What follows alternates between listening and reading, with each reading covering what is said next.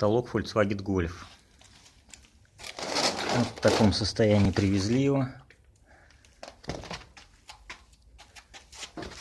Немножечко по запчастям.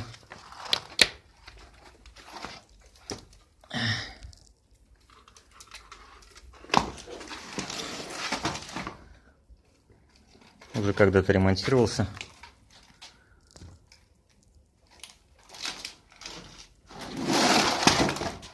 Ну, вот такая красота, которую предстоит вылечить.